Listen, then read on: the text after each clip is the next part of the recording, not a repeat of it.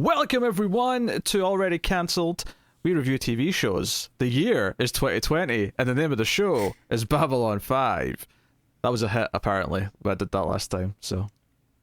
Very nice. Yes. Well, you added the year into it, to be fair. I didn't think of doing that part. But the people That's why you have a co-host. Yeah, the people seem to love it, so the patrons seem to love it. It's not went live for the public yet, but it is what it is.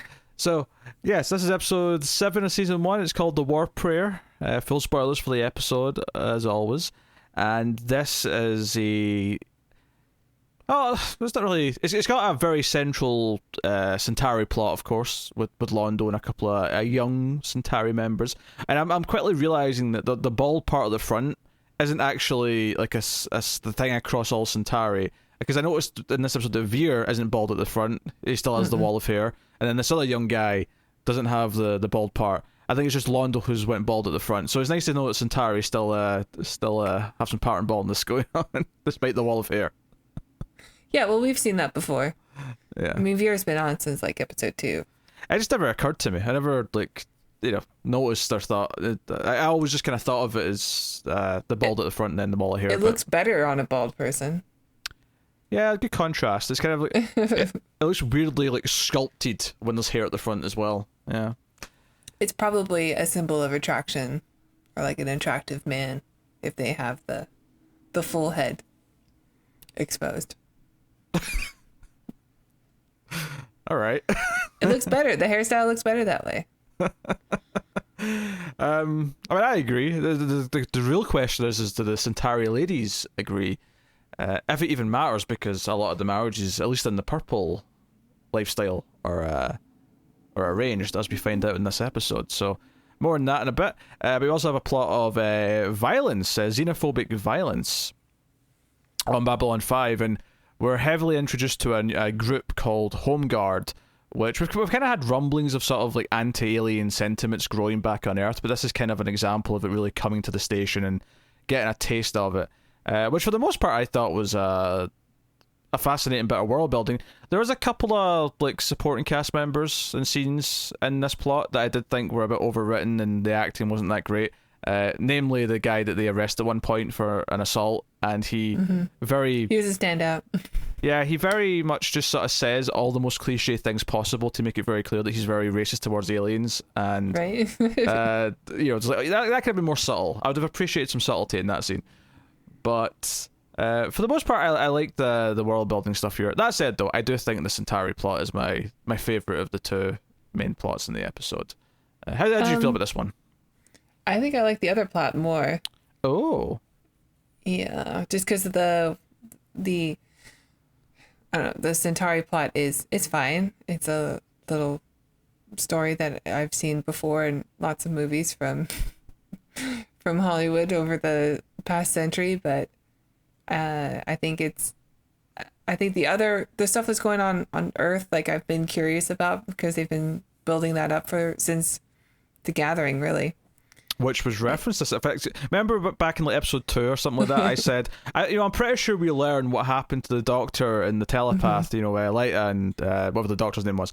It's this episode that comes up, I just forgot when it's almost like a really random scene on its own. It's because we get a scene where, and this is actually, again, very standalone. It is in the context of like what's going on in the station that Sinclair goes to see Kosh, because we haven't seen Kosh in a while. And I mean, it's obvious why, because it's a big practical effect that they have to do every time they go to see him. It's not the same as having Jakar in his makeup or Londo in his weird wig.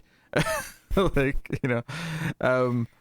it's after he sees Kosh where he kind of brings it up, and I did feel it being a little bit kind of like, I liked the information in the scene. I did feel a little bit like it was like sort of tacked on in a sort of clunky exposition way. It's like, okay, we want to explain what happened to these two characters, and I'm intrigued as to why like they were dealt this way, like where they both get sent back to Earth because of what they know and what they've seen. But I think it's interesting that they felt the need to do it at all, like to connect the Gathering with, or the characters in the Gathering with what's going on now. Like, there's a couple of like retcons that they bring up. There was that like, oh, remember those two characters who aren't here anymore? This is why.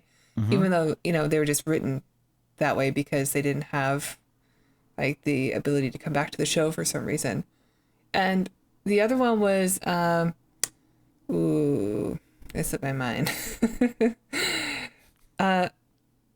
Something about I think it's the same scene when Sinclair's like, no, now that I think about it, how did the virus get to the ambassador if he's wearing a super suit? And that also felt clunky. It felt very much like they had received a lot of letters, like, from fans. Like, this doesn't make sense. So they had to retcon that. You say letters. I've got a feeling that because the early days of message boards would have existed when this was airing. You know, when there was only just the hardcore nerds who had internet. I feel like they would have watched Babylon 5. Yeah, they were watching Babylon 5 and they were talking about message board, and they noticed this plot hole that technically, or at least they theorized that maybe it shouldn't have went through the suit. Why wasn't the fact that the suit got punctured when he got poisoned a problem? So So I wonder, like, maybe that is just a clunky, we want to answer that plot hole, so by having the characters question it. I do wonder, though, if it's because it's actually going to be relevant at some point, because the whole moment was very mysterious, where we didn't really see the contact, we just sort of, like, cut back to him, and he was already, like, on the floor or whatever, right? It was very mysterious. The two characters, well, obviously, I mean, I said it was clunky the way it's kind of shoehorned in here. I do think it is kind of smart to kind of try and, like, turn them leaving the show into an intriguing plot point. It's not something we really see, you know. Yeah. Normally, like, if you have a recast, it's just not addressed. Yeah. And to be fair, we do know that the telepath does come back, so that one does feel like it's at least someday going to be a little relevant. But it does feel like an odd to put, because they could have just brought this up at the time. I guess the attempt here is that by the time any of this becomes important, because it might have felt clunky if they, in whatever episode it does come relevant, if they just sort of like said it then, it'd have felt like, oh, now we're retconning something. But putting it this early, like long before we get to these things, it doesn't feel like a retcon in the same way, even though it is kind of a retcon right now. It's not a retcon because of what we're doing here. I'm interested to see how they handle Sinclair when he leaves. Oh yeah. I know they do. I know he comes back for an episode in season 2 to wrap up his plot, but I'm also curious to see how they do that. But no, I agree. I've been interested in this the Earth, the pro-Earth movement, as they actually call it in this episode, which is, and again, it's like some of the things we've talked about in the politics before. So much of it is oddly, you know, it's like it has a bit too close to home sometimes when we hear them say certain things. You know, we are about to have an election over here in America where there are parties that support the nationalist view, much like the Earth-centric view of these people here. Not, I don't know, to the point of violence, but that is on everybody's radar. Absolutely. In the next couple weeks here, which is scary and hopefully nothing that we have to worry about. But, you know, you have, like, certain phrases they use, or like the whole idea to try to cause unrest on this station. That's the whole point of this station is about, like, diplomacy. It's about these different, like, worlds and cultures, like, having a place to meet and come together and have peace. The idea that they're trying to cause unrest there, this hate group, makes some sense. It's very strategic. It's very, you know, I don't know what I quite compare it to, you know, possible collusion in an election, for example, or something like that. But you know, like, the idea of the goal to being, stirring up, like, the idea that this can't be trusted, that this is always going to fail, and convince everyone that it is always doomed because there's all this unrest, even though they're the ones who are causing the unrest. So, like, all that stuff felt really kind of, again, it's not even so much that it's pathetic, it's just that this is the same sort of thing that was happening before anyway. That is just referencing things from its time. We're just seeing our modern version of it. We're seeing what's going on in 2020 in the show. And obviously that's sad that we're still seeing it. We're still recognizing it and going, oh, I can see this still happening in the real world. This sucks. We're also just, like, right in the thick of it too. Yeah. That's all.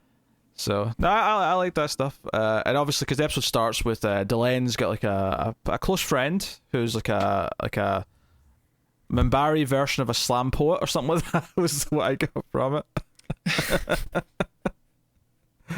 Because it sounded very musical, but then they started talking about poetry, and I'm like, oh, okay. Right, yeah. So she's like the So I Married an Axe Murderer, Mike Myers poetry bit. Have you not seen that movie? I haven't seen that movie. That reference was lost on me. I'm sorry. Mike Myers is man. Mike Myers is an enemy of my people, and I will not. That's right. I will not tolerate any part of his Well, he's career. a national treasure of my people, the Canucks. No, he's someone else you have to apologize, along with Celine Dion and a couple others. So I would never apologize for Celine Dion. She's majestic. If only she just could majestically go into the sea with the Titanic, that'd have been perfect. But Why? What is this hate for Celine Dion? She has the voice of an angel. dying angel. So, Unbelievable. I'm cracking some jokes there. Okay. Oh, Well, that's my princess you're talking about. So yeah, all right. so, but no, that seems to set up that they're friends, that they're close, and you know, it's that traditional storytelling thing of trying to make us care a little bit about her, so we, you know, so it's not just completely apathetic in the next scene where she's stabbed. You know, and it does feel quite. Do you know what I think caught me about this scene is that the way it's filmed, it felt like a kind of another TV show. This scene would be in a dark alleyway. But it's actually just one of the hallways on the station. But it feels like a dark alleyway at night where she's walking down the, oh, lad, I'm going back to my quarters. And, you know, there she gets, you know, stabbed and branded on the head with this symbol the Home Guard are using, the, you know, the mixture of the male and female signs. yeah, I had to look it up because I wasn't sure if that was what I was seeing. And I guess there's supposed to be a plot line because Delenn in The Gathering has a lot more makeup and she looks a lot more androgynous. And I guess there was supposed to be a plot line where the Minbari will change sex throughout the course of their life. And so that's what that mark was for. But that storyline had been abandoned. So, but they still have evidence of it, like in this episode here, that they were going to go with that. Yeah. I didn't look anything up. I just assumed this was the Home Guard symbol because they were saying that humans are, you know, this is a mix of the two types of human, you know, which again is dated a little bit in terms of how we think of gender now. But the idea being that this is the symbol for man and woman combined, and we're all humans and we hate aliens, so we're going to brand them with the human symbol kind of thing. No? I guess you could think of it that way, so, and it will still work. But apparently, this was also a storyline that was abandoned. Oh, fair enough. Okay, yeah. The two notable things you've told us so far in these reviews is this abandoned storyline and the Centauri genitals that maybe could have been. Yeah. Well, I mean, there's still 4 seasons or That's 5 true. seasons, really. So Yeah, we may see it again. And a few TV movies. Maybe the TV movies at the end get a bit, you know, more risque. You know. Oh, I didn't know that. What, those TV movies at the end? Yeah, I didn't know that. Yeah, there's a few. I think it's a mini. There may even be a mini series at the end as well. I'll have to check. Babylon 5: The Crusades is ringing a bell. I think that's the thing. Anyway, so she's stabbed, and then the plot set up that there's these attacks have been going on in the station for a couple of weeks.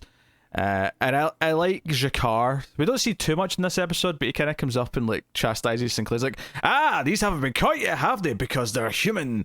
And basically threatens that, you know, Narns will uprise if they don't like solve this. And Sinclair has to kind of like get him to back down.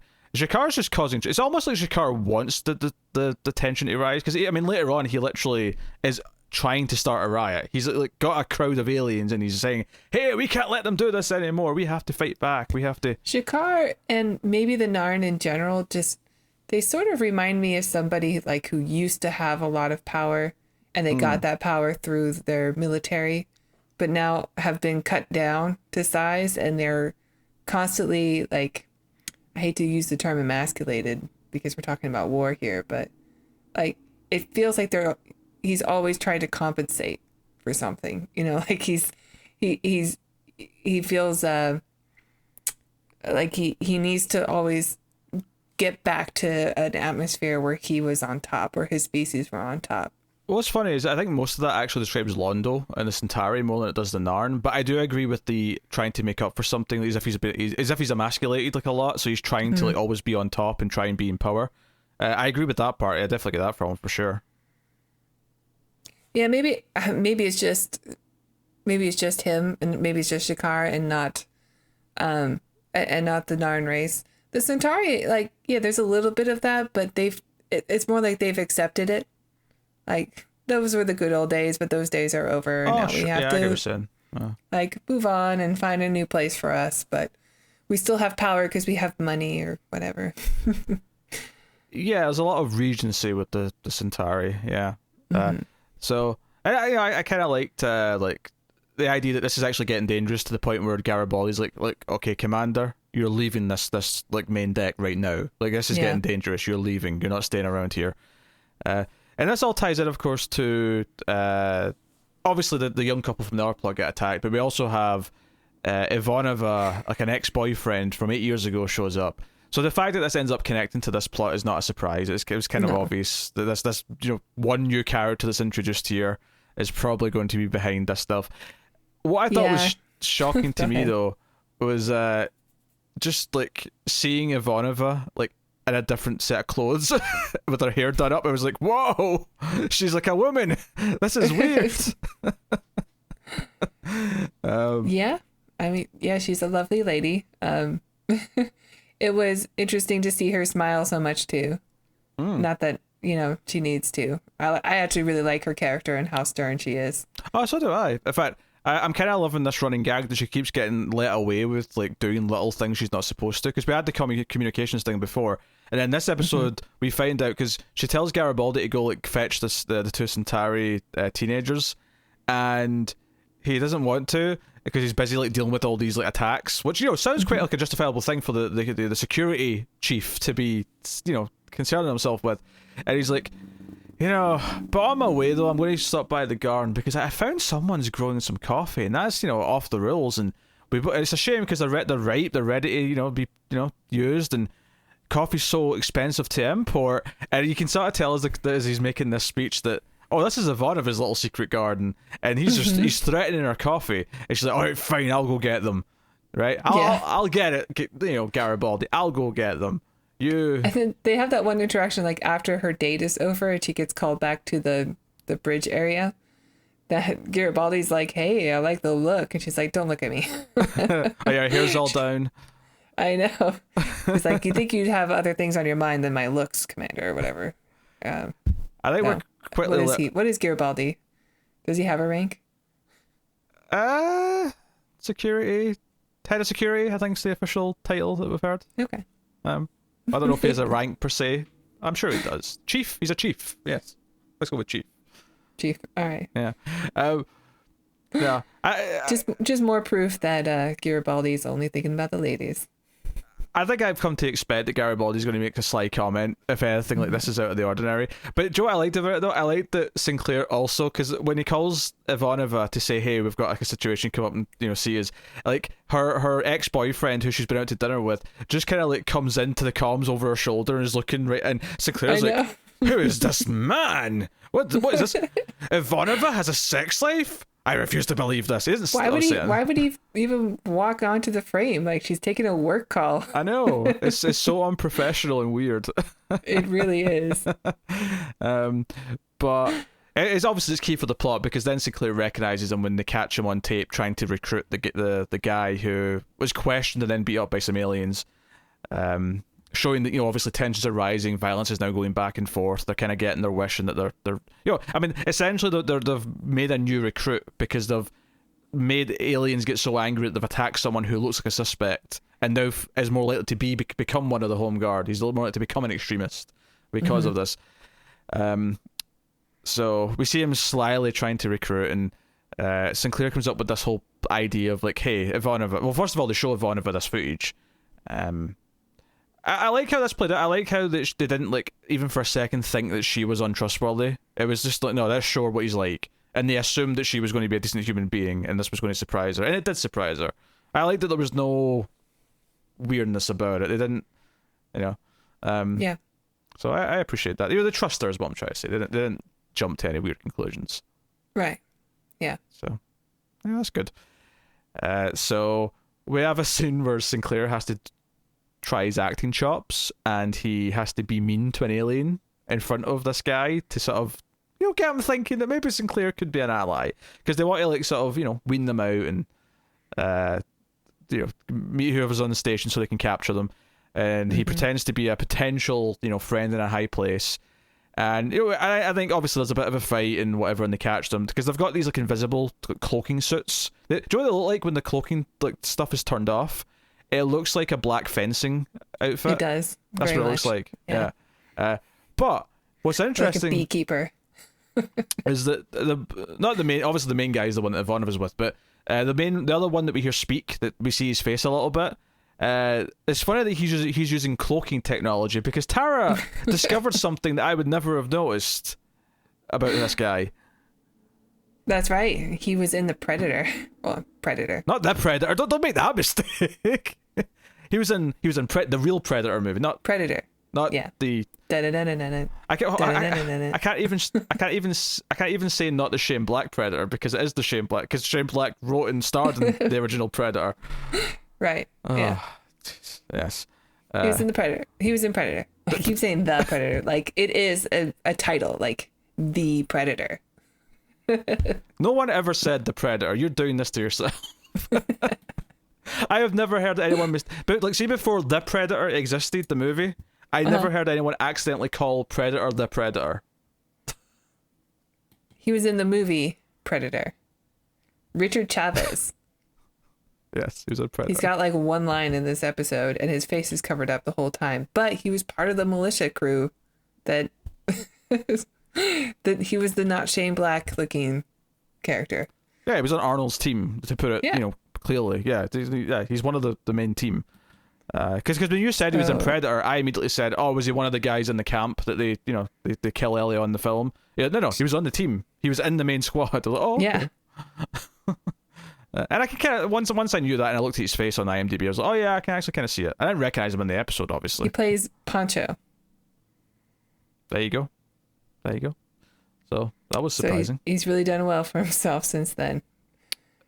Yeah, it's a shame. He's like a minor guest star on this show, but hey, it is what it is. He'll always be known for as that guy in Predator. Yep. But not Shane Black. He's not Jesse Ventura, he's not Shane Black, he's not even the one with the pussy jokes. Like, he's just the guy.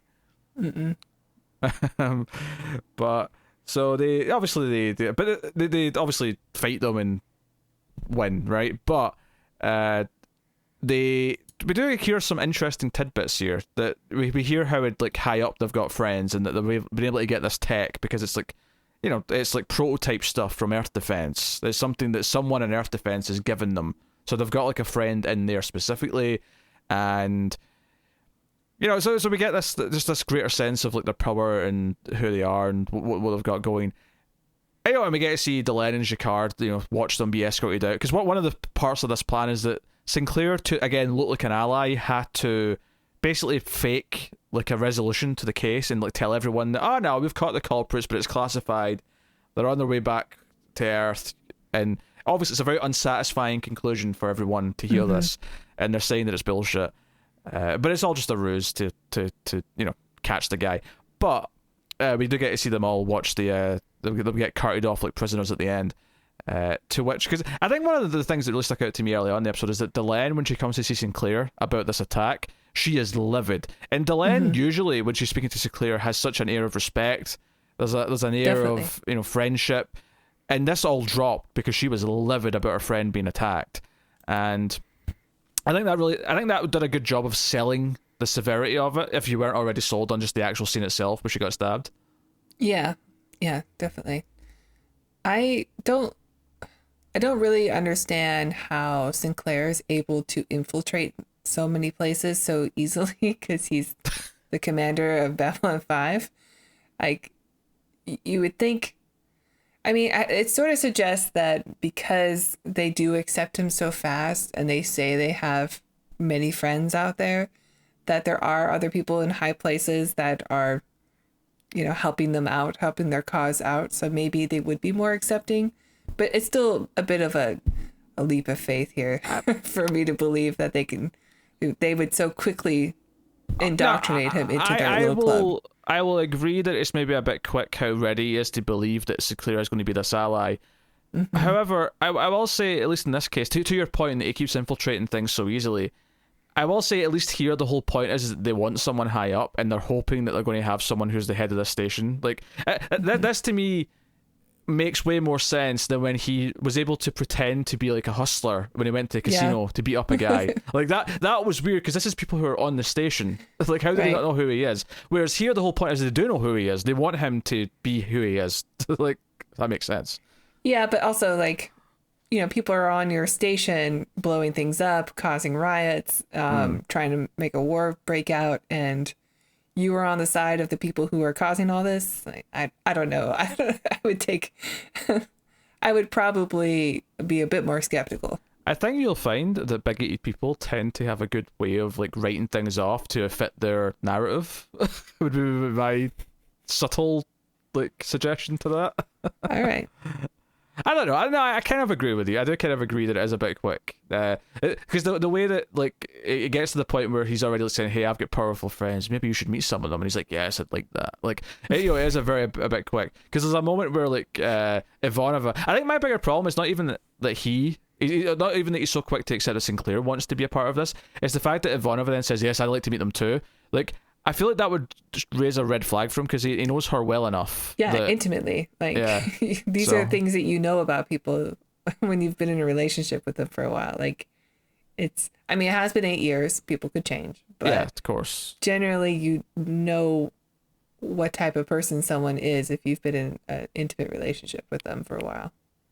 I guess, wishful thinking's perhaps, like, he wants Ivanova to be his queen Nazi so much that he's just he's just willing to go with it. He's dreaming. But I agree. But it's all these little things, like some of the smaller guest stars, like this sort of quick turnaround that makes this the sort of the lesser of the two plots for me. But I still like all the mythology that comes out of it, and I like the stuff. I like learning about Home Guard and like all these issues we're going to have to deal with as time goes on. That stuff I enjoy. Yeah, I didn't love the Londo stuff, but I know you did.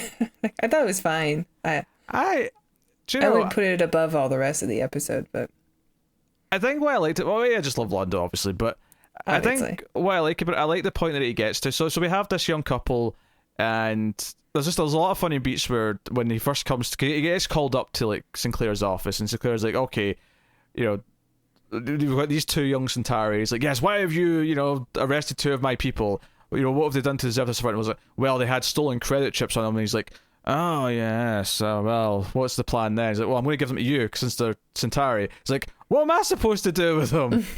But my favorite part of this is that when he turns, he sort of turns and looks really angry at Veer, because this is Veer's doing, because it's Veer's cousin. All right, and Veer, instead of like taking his angry look, just then sort of turns and redirects it to the two young people. He's just like, yes, we'll be mad at them together, yes, as if he's on Londo's side. But we find out that they're a young couple who have fled because they've both been scheduled to be in arranged marriages with other people. She's going to be arranged marriage with some old Centauri guy. He's going to be arranged with, as he puts it, someone who is very ugly. It was his phrasing, which really not the point, I don't think. The point here that we can all get behind is that you two like each other, you're in love with each other, you want to be married with each other, and you don't want to be in arranged marriages, right? Understandable. Most people on the planet can empathise with that.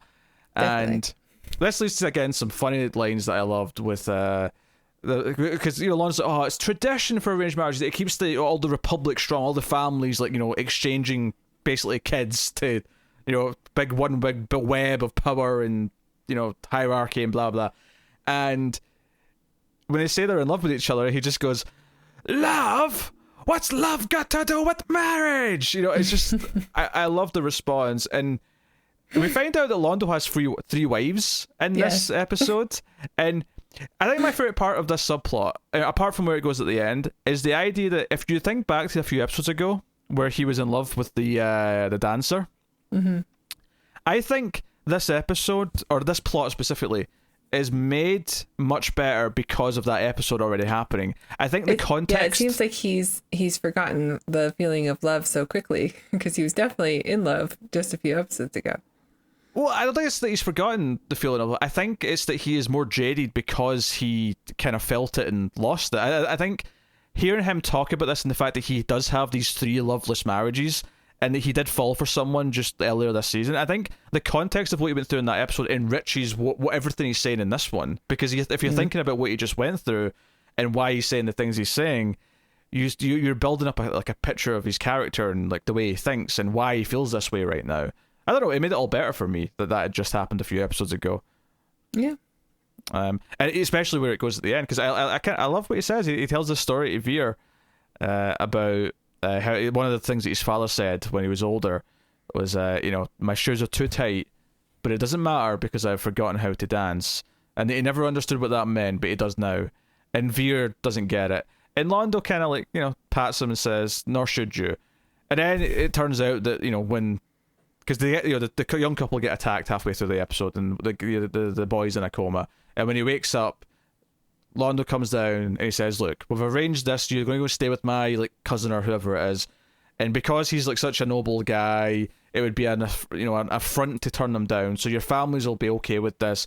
And once you've come of age, you'll be able to choose to marry whoever you want. And I think Londo pulling this kind of happy face turn where he does this for them, and he looks genuinely kind of happy that he's giving them what they want. Veer's happy. Obviously the couple are happy. But the guy says, but hey, why did you do this for us? Why? And he just turns and says, because you're children, and children should be able to dance. I really like this kind of final beat with him, because it shows that Londo, as cynical and as jaded and as sort of for the Republic that he is, he still does have a heart, and he still recognised something in here. And I think the reason why he did make this choice at the end is because of that he does remember what love is like, because he had it just recently. And I think him realising that, my shoes are too tight, but I have forgotten how to dance, it's the idea that he did almost, for lack of a better term to tie it into the metaphor, a few episodes ago, he actually did loosen his shoelaces a bit, and he did feel it, and he was dancing, and he kind of ultimately accepted that he can't have that. And I think I suggested in that episode that maybe the reason why he's so focused on the Centauri history and Republic and bringing them back to the nostalgic power that they had might be because he's lacking in these other areas in his life. So this little thing that he does for them here, it felt like it was born out of that to me from a few episodes ago. So it's one of these things where the serialized storytelling, I think, enriches the choices made in the episode. If this episode was completely on its own, it'd be okay, this plot. I think because it comes after that one, it has a little bit more depth for Londo specifically. Well, we love Londo, so anything that adds to his richness of character, I understand is going to be good. Okay, you don't completely agree. I get it, all right? Look, I sympathise that you sat there for 3 minutes as I gave this monologue about why I like this Londo plot, and you clearly don't feel anything about it whatsoever. I get it, right? You're an absolute saint for sitting there letting me do it. I don't know. I thought the whole shoe thing was kind of corny. I appreciate it. But I didn't hate it. I just thought it was, it was cute. Okay. I remember this quote from the first time I watched it, so clearly it had a lasting impact on me. And maybe I understand with the idea of the regret of not doing what you... Because obviously, I think the more broad term for what this phrase means is the idea that he's gotten old and he's devoted himself to his political career, that he never actually did what he wanted for himself, and now he's realised that he's left it too long. It's too late to do it now, so his shoes are too tight, meaning his career, his obligations of who he is, but it doesn't matter because he's now too old and grumpy to actually do it. But I think the irony that he did kind of feel it just recently, and he tried to flirt with the idea of going down that path. Also, I think it makes it funny that he did have that fling, now that I know that he's got 3 wives. Right. That part was very enlightening. Yes. Also, maybe the best line of the episode is when he says, and I have these 3 wives waiting for me at home, which is why I like being here, 75 million light years away. Right. It was funny. Oh, yeah. Also, he refers to his wives as, what was it? Pestilence, famine, and death. Yes. I don't know. It's the simple little things, okay? It's the simple little things that crack me up. I don't know. I enjoyed the Londo plot. Maybe people won't agree. Maybe they'll be on your side, but... No, I mean, I'm sure people watching will be more on your side. Oh no, there might be on your side. Maybe I'm just too in love with Lando to see past that big wall of hair that he has. Mm-hmm. Just heart emojis coming off of them.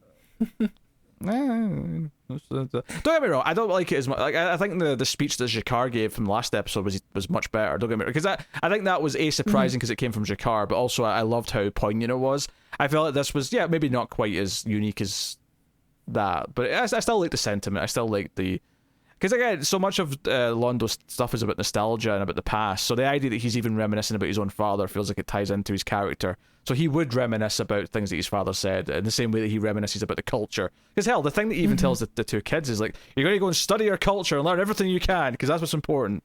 We're Centauri. We love our history. You know, that's very much the thing.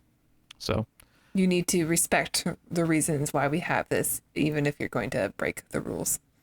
Yes. He's even proud of Veer because Veer's been studying. You've been studying, Veer. And Veer looks all high. He's got this giddy little schoolgirl, so he's like, yes, sir. I have been. But hey, there you go. That's the war prayer. That's episode, was that 7? 7 more. Pretty good episode, I'd say. Not fantastic, but no, I agree. I think it's a good episode that has its faults. But it's not as good. I think the last 2 are still my 2 favorites so far. I think 5 and 6 were both really good. Yeah, those are both good. So, we'll see where we go. So, that is episode 7. So, yes, of course you can like the video, hit the old heart button or thumbs up, whatever one is. So thumbs up on YouTube. Yes, I always mix up the Twitter and YouTube like buttons. You can do that. That's super important. Helps us out a lot. You can also go over to patreon.com/MailFuzzTV. Can't you, Tara? Damn it. Why, yes. If you are a fan of our show and want to support the channel, please check out our Patreon page. It's patreon.com/MailFuzzTV. And if you donate as low as $1 per month, you will get access to bonus episodes for other shows we do, including the ACE, the Atomic Cinema Experiment, which is our science fiction movie review show. And if you donate $5 per month, you will get access to these Babylon 5 reviews 1 week early. So watch along with us. Thank you. And yes, I will admit, when I said the address, it's because I forgot I made you do it, but then I quickly found a way to correct it. It's fine. I know. I'll admit to it. I'll admit that I went on autopilot and I went, no, Tara does this. Guys on Twitter, at mail_fuzz for channel updates. But otherwise, that is us. So thank you once again for watching or listening. We always appreciate it. Keep watching Babylon 5.